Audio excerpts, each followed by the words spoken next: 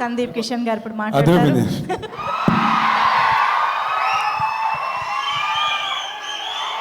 Thank you, love you. ఎవర్రా మీరంతా? Telugu cinema lovers, Karthi అన్న ఫ్యాన్స్. పొద్దున్న మీకు ఇంకా ఇప్పటికి ఇన్ఫర్మేషన్ వచ్చి ఉండదు. ఇవాళ మధ్యాహ్నం నేను కార్తీ అన్న ఒక ఇంటర్వ్యూ చేసాం, చాలా సరదాగా ఉండింది. చాలాసార్లు కార్తీ అన్న సిగ్గుపడ్డాడు.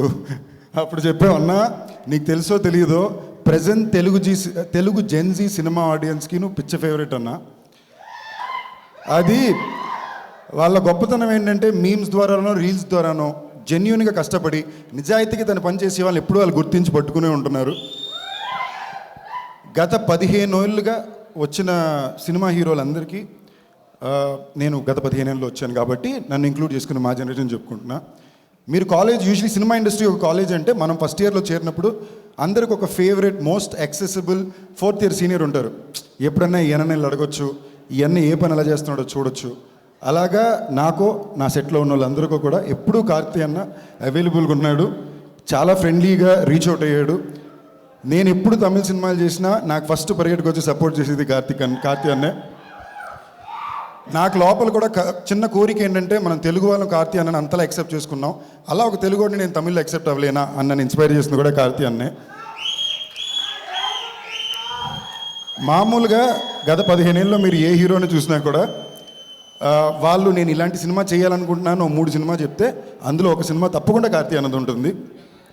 సో ఉన్మే అసలు అన్న ఇలాగే సిగ్గుపడ్డాడు ఇంటర్వ్యూలో. సో అన్న ఈ స్పీచ్లో సరదాగా చెప్పేది అన్నీ దాటి వావాతి ఇస్ అ కార్తీ అన్న ఫిల్మ్. కార్తీ అన్న సినిమా అంటేనే తెలుగు వాళ్ళు అందరూ చూస్తారు. ఇది స్పెసిఫిక్గా ప్రతిసారి చెప్పక్కర్లా, అదొక ఇన్హెరెంట్ ఫీలింగ్. లవ్ యూ అన్న. నలన్ కుమారస్వామి, ఆయన గురించి తప్పకుండా చెప్పాలి. చాలా యునీక్ ఫిల్మ్ మేకర్ అండి. నేను ఒక సెట్ ఆఫ్ ఫిల్మ్ మేకర్స్ని తిక్కల్ ఫిల్మ్ మేకర్లు అంటాను.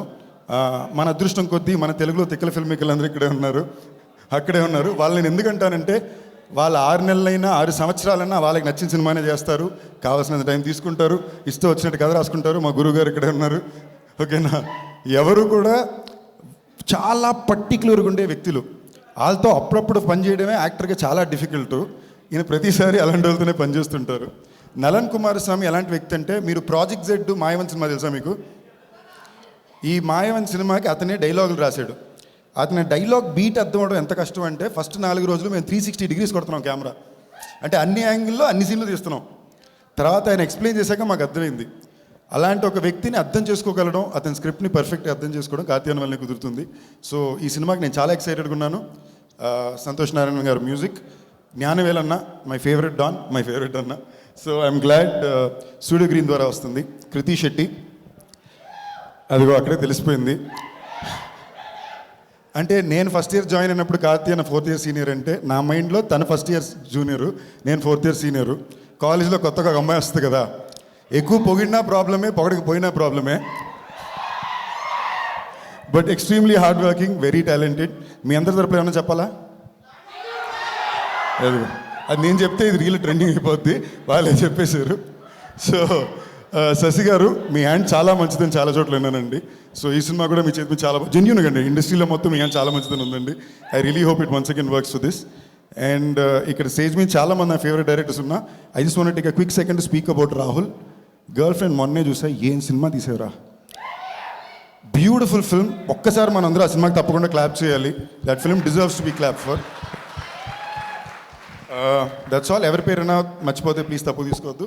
Thank you all. విషింగ్ అన్నగారు వస్తున్నారు. All the very best.